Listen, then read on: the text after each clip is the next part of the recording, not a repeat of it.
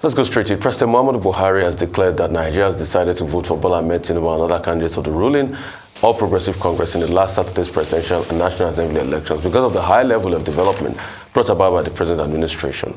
Speaking yesterday while receiving an audience, President-elect and other leaders of the ruling party at his Daura country home in Katsina, the president, according to a statement issued by presidential spokesman Malam Bashir, who said he was pleased that the people chose APC and its candidates. By this, Buhari said the people affirmed their desire and the momentum of development under the current administration continues.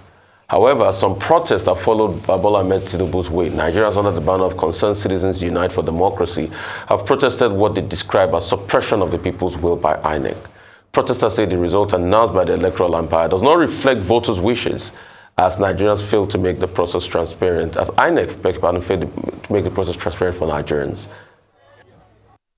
It's unheard of. We cannot even explain what is going on.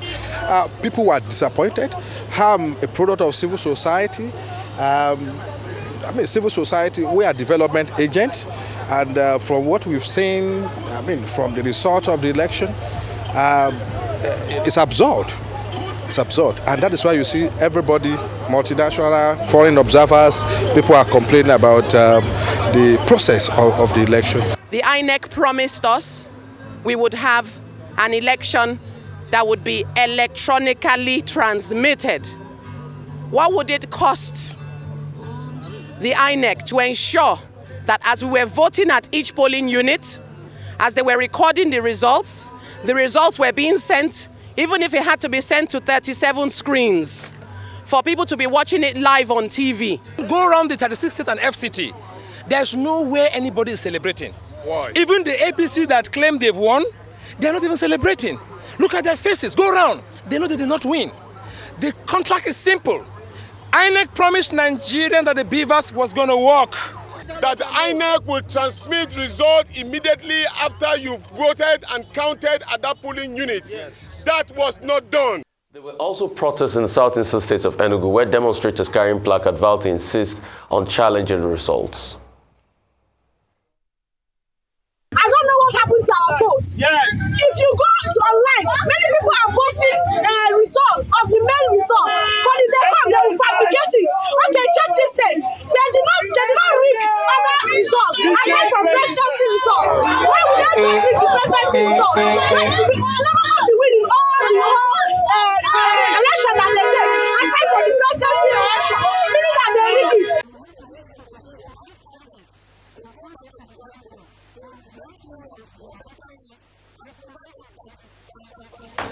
Joining us on Nigeria Decides 2023 as we further the conversation on Tinubu's victory and reactions from the citizens around the country is the Rise News analyst Frank Tietie.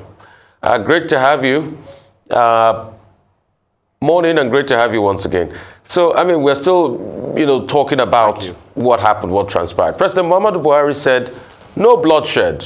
I'm sure Jennifer's blood that spilled didn't mean anything. I'm sure the pictures of people shot didn't mean anything. The 16 people killed at the burning of the NMPP center, where a lawmaker, Mr. Dogowa, has now been arrested by the police. I'm sure that can be accounted for as violence. My goodness, so lucky, no bloodshed, free and fair elections. Words of President Muhammadu Buhari. What say you to all of that this morning, sir? Well, thank you, Rufai. In the law of evidence, there's what we refer to as notorious facts. That is, facts that need not to be proven because they are so widely believed that the ordinary man in the street knows about them, that the courts have taken judicial notice of those facts, that you don't need to make any further proof to convince the court that those facts exist. Now, since the elections were conducted on Saturday, 25th of February 2023, certain facts have become notorious that they don't even need further adumbration, further mention, as they have continued to dominate the conversations both in the traditional and social media. The notorious facts are that there were pockets, not pockets, it would be an understatement to say pockets. There were widely reported incidences of violence. There were also many reports of total non-compliance to the provisions of the Electoral Act, together with the electoral guidelines that were made pursuant to Section 148 of the Electoral Act. That is fundamental. Now, when you realize that these facts are in existence and the courts are deemed to already have them, then you consider that when you now proceed to the famous Section 134, not 134 of the Constitution, but 134, Section 134 of the Electoral Act, that provides that the elections can actually be challenged principally on the basis of whether the election is invalid concerning the fact that there were corrupt practices and non-compliance with the provisions of the Electoral Act. Then it will now have to shift, the decisions will have to shift from INEC, from what has transpired on the 25th of February to the court. And that's quite unfortunate because I speak to perception, not to fact here. The wide perception, the general perception, the popular perception in Nigeria is that of not having confidence in the courts, particularly the Supreme Court. As a lawyer, and I must say that I am fixated with the fact that whatever the courts do, whatever the courts say amount to law, and as such, I would not in any way encourage anybody to disregard or disrespect the Nigerian court, but does not take away the fact that Nigerians are actually, disappointed. They have lost much confidence and trust in the Nigerian court system, particularly with regards to political cases. You won't blame them. They don't have, many of them are not lawyers who have gone through the traditional training of having to be disciplined and show respect to whatever the courts do. But Nigerians believe that with the decisions that started in Nemo, together with the recent ones concerning Akpabio, Machina, and the current Senate president, the Nigerians are wondering whether the courts are no longer written in the English language, laws are no longer written in English language, and whether the law is so arcane that it can be turned upside down in the bare face of application of technicalities. The ordinary man in the street, I must tell you, even though he's not a lawyer, has a very deep, strong sense of what is just and fair. The Nigerian courts have not given that assurance. But you see, we must appreciate something that has been very significant with the emergence of President-elect Bola Tinubu at this time. Whereas I listened keenly when the respected Dr. Abati referred to the fact that why was the presentation of the certificate of return so brisk? I must tell you, President Muhammad Buhari introduced something into our political lexicon, body language. So the body language of the INEC chairman was that, look, I just want to get done with this. I don't care how it's done. We'll just get it done. Then all of you pack your load and all your troubles and face and head up to the Court of Appeal. And that's I believe strongly that it was already, the certificate of return was already prepared, but without the name of the winner. It was already prepared, so all you needed to do was to call a calligrapher to write and say, look, my friend, take, and then go. He didn't even want to have the luxury of making a speech to further assuage Nigerians that he knows are quite angry at this time. And the significant thing that has happened is this. I had the privilege of making a presentation just before the elections to the Bridge Club in Ikoyi, Lagos. And when I was tasked with the responsibility along with Muda Yusuf to make predictions with regards to this election, I didn't bother myself much. I simply extrapolated the various polls that had been published before the election. The latest one at that time was that of Steers Analytics. Before then, the previous one from the highly respected NOI poll was that Peter Obi was going to win the election, and it had its indices, it had its figures right, it had its polling formula very, very correct at that time, but it came much earlier. But what did Steers Analytics say? Analytics said, and this was my presentation to the Bridge Club, was that it made it in such a manner that if we have a high turnout of voters in the coming elections, Peter Obi was going to win. In the past tense now, was going to win.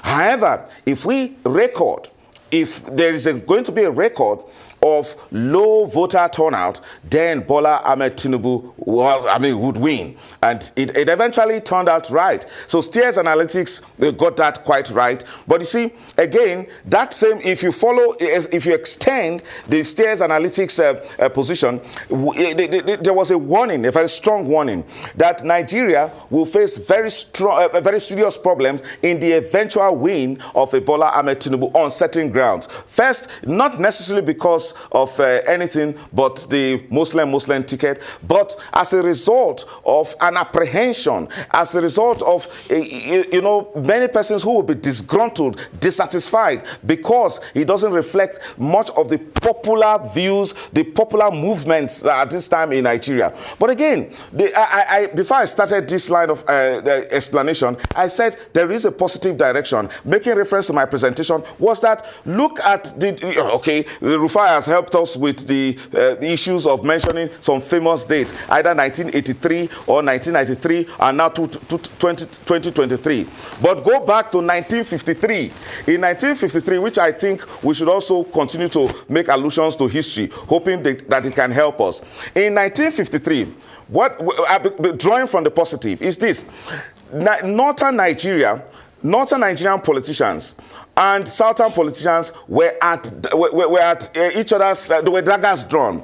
Now, something significant has happened in this election, meaning that whereas in 1953, when Anthony Naharo moved the motion for independence, that Nigeria should be independent of the colonial masters, in 1956, the northern politicians at the Lagos conference were very, very opposed to it. They said no, they don't want independence in 1956. The Saldana at that time, who was the leader of the Northern People's Congress, who was actually the leading politician in northern Nigeria, amended the motion that it should be independence as soon as practicable because northern Nigeria was not ready.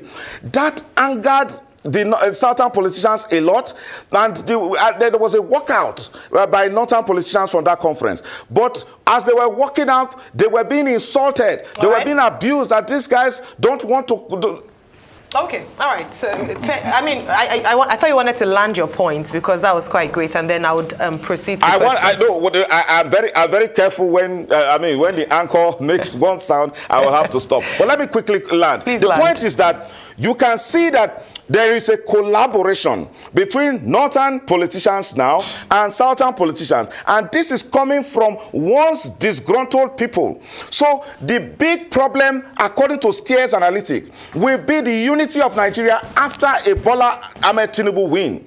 At the time, it was northern Nigerians who wanted to pull out from this country, given the Lagos conference. Now the northern Nigerian politicians considered to say they wanted a southern politician to be president. Now he has become president-elect. Given the fact that this is an election that is notoriously regarded as not having complied to the provisions of the Electoral Act, we are now headed for a problem as a country. So if you ask me in this first salvo that congratulations to Bola Ahmed Tinubu, but the problems are beyond economy, they are beyond security, they are fundamental enough to tackling whether Nigerians want to stay in this way where elections don't really reflect their will. I land there. All right, thank you for landing. Now, let me ask you a question to continue the journey from where you stopped.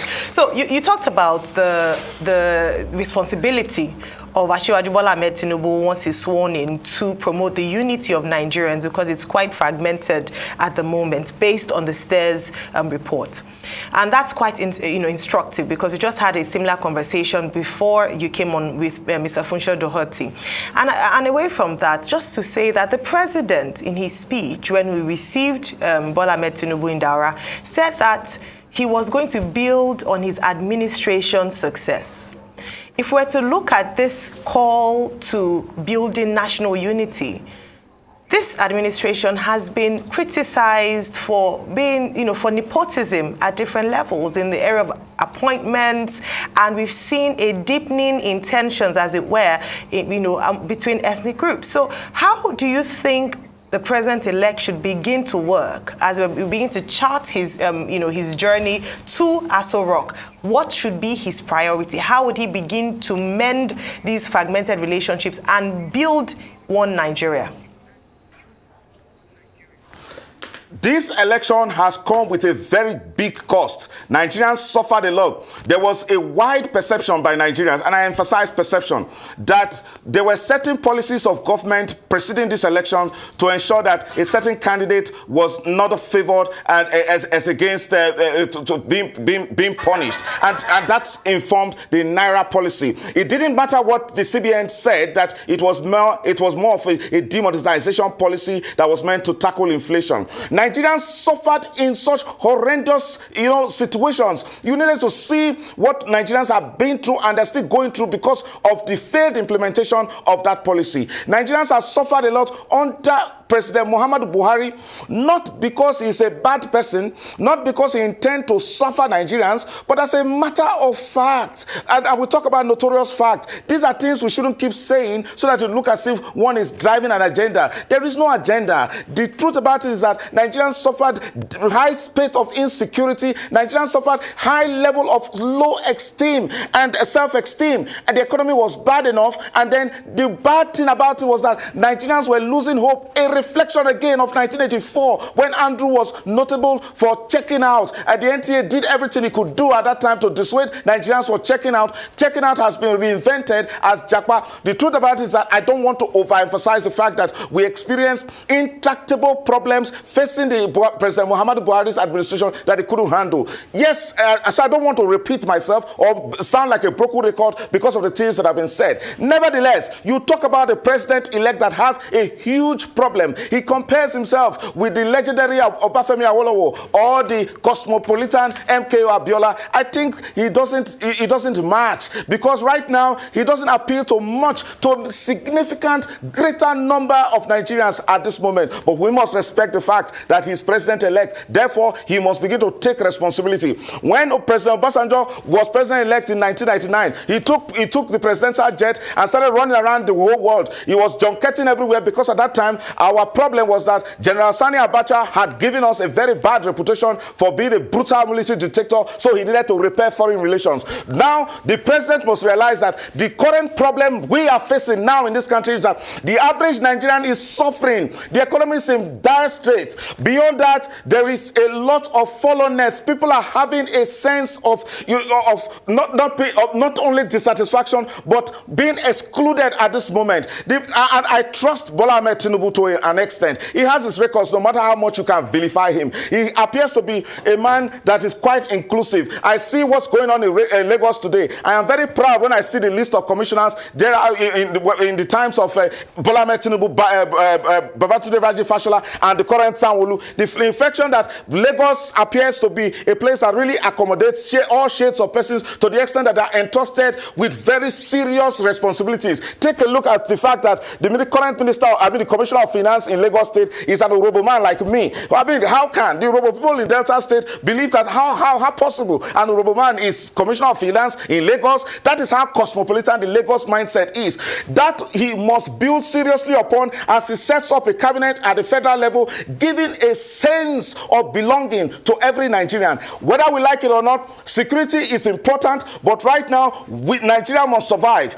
If we don't have to have those kind of feelings that led to the civil war, that is, people feeling that they were cheated, feeling that they have to succeed, don't let it be on record. It is not a Nigeria that had first wanted to succeed out of this country. Now, the reason is anytime any group feels cheated, feels excluded, the next thing they think is to go and to secede, forgetting that when there is a secession and a new country, you have a new set of oppressors and a new set of oppressed, and then you get other group of persons that are disgruntled who want to form their own country. We don't want that cycle. So Bola Ahmed Tinubu must realize that the unity of this country is the most important thing to do, and he shouldn't wait until May 29 when he's sworn in before he starts acting. He should take a cue from former President Olusegun Obasanjo, and he should start visiting the people he needs to visit now to mend fences and give assurances that Nigeria does have a future beyond whatever the Supreme Court will decide with regards to the many legal conundrums that have been raised as a result of the election.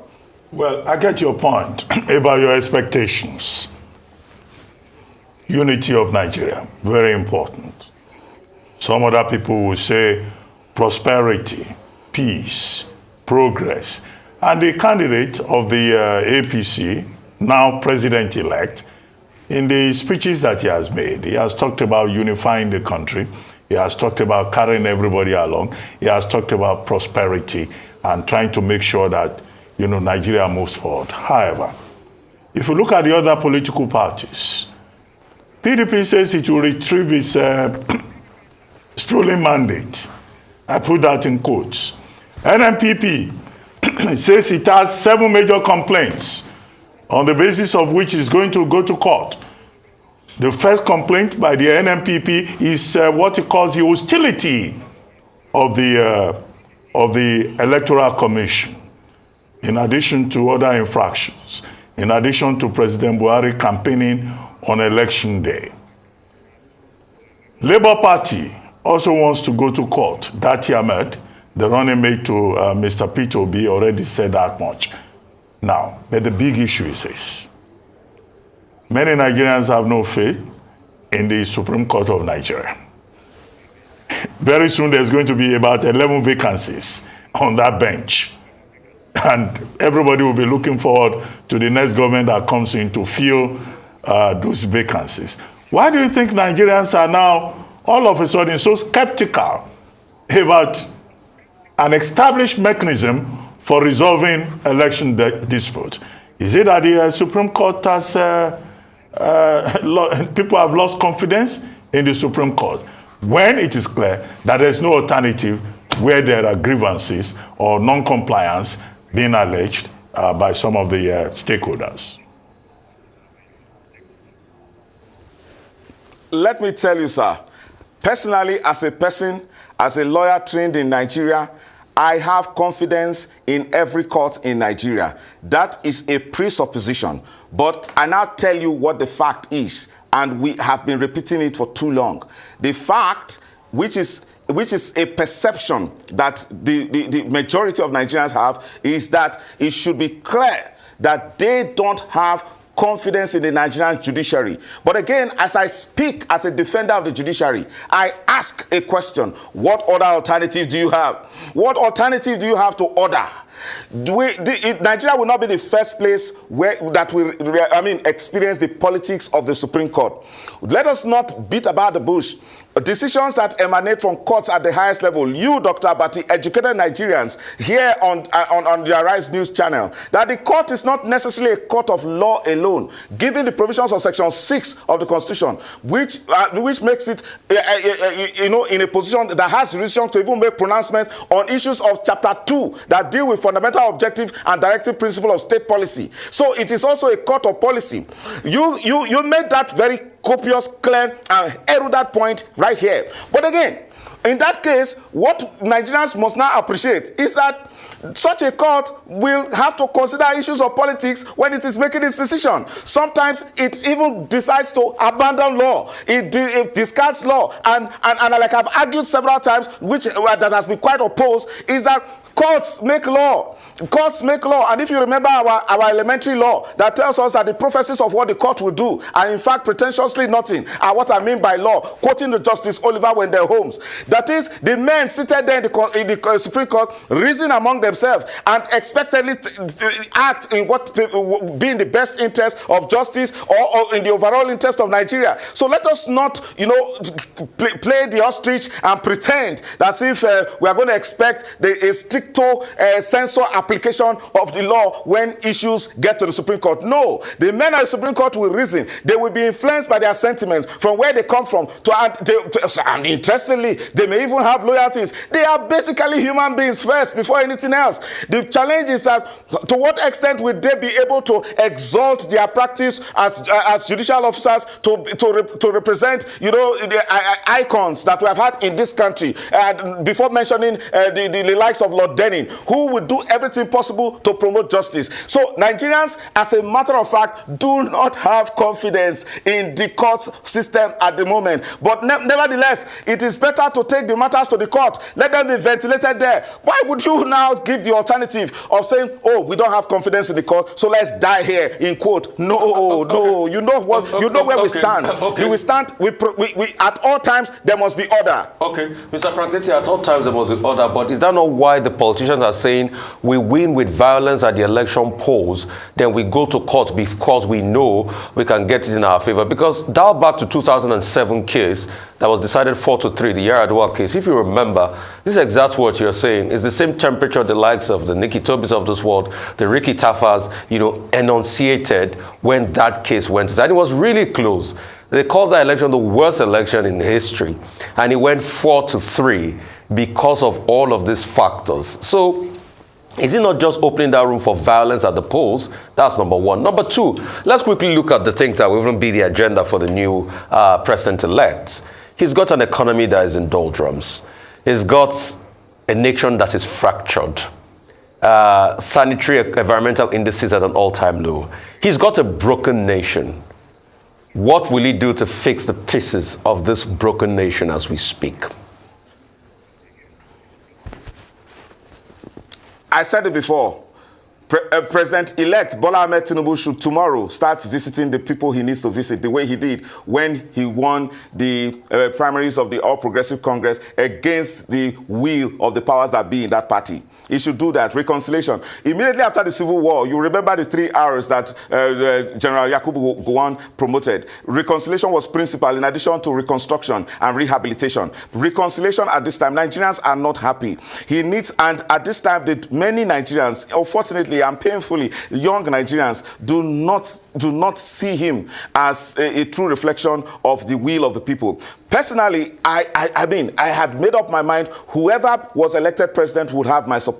But the process of being elected, it now has become so questionable. And again, remember, as you have also said, Rufai, because having followed you keenly, when former President Umar Yar'Adua was elected, under the supervision of the incubential powers of the highly respected former President Olusegun Obasanjo, who actually was said to be the godfather, the one who spoon-fed Yar'Adua, who actually handpicked him and used incubation powers to make him president. The man was sincere enough. And again, because I would answer your question in one word, sincerity. The man was sincere enough to say, look, well, I'm president today, but I know that the process that made me president was so faulty. I was reading with a lot of malpractices and corrupt practices and widespread violation. Do you think Bola Tinubu will say that? Yar'Adua as president. And that is what we are calling him to do. That is what we are asking him to say. Look, you talked about the perception right now of the Supreme Court, which is low. The perception is so bad that I am not permitted by broadcasting standards to mention the words that Nigerians bandy in social media with regards to describing the Supreme Court. What the Supreme Court needs to do to redeem its image is to act sincerely, is to look at facts and call white, black, black. And that is what is expected. You are asking about the president-elect. What is expected of the president-elect is to be sincere enough to say, look, things are not supposed to be, things are not okay. Nigerians are not happy with the outcome of this election. He will have to take the course of the former president, of blessed memory, that, look, there has to be reforms, widespread reforms on the Electoral Act. And then he has to make a commitment to submitting to the fact that the judiciary, the decisions of the judiciary should not in any way appear to be influenced, but that they reflect true justice. In the ultimate, we need to have an enduring country. Part of the reason is this, why I root for old people who become president, is that, look, they've done everything they're supposed to do. Go to Lagos State and you'll be proud of Bola Ahmed Tinubu when you look at a number of the things that he has done. And then it's an old man, and it's not the oldest president, but when you see such persons who are now saddled with responsibility of leadership, they are more concerned with the fact that of legacy, of the good things they want to leave behind. And so we have the privilege of having a very senior citizen at this time to will become president. If he eventually becomes president, he should be fixated. He should be dominated with the thoughts of what can I leave behind that will make this country better. Those are the issues. Thank you very much for your passionate submission this morning on Nigeria Decides 2023. Mr. Frank Tietie from our Abuja studios, Arise.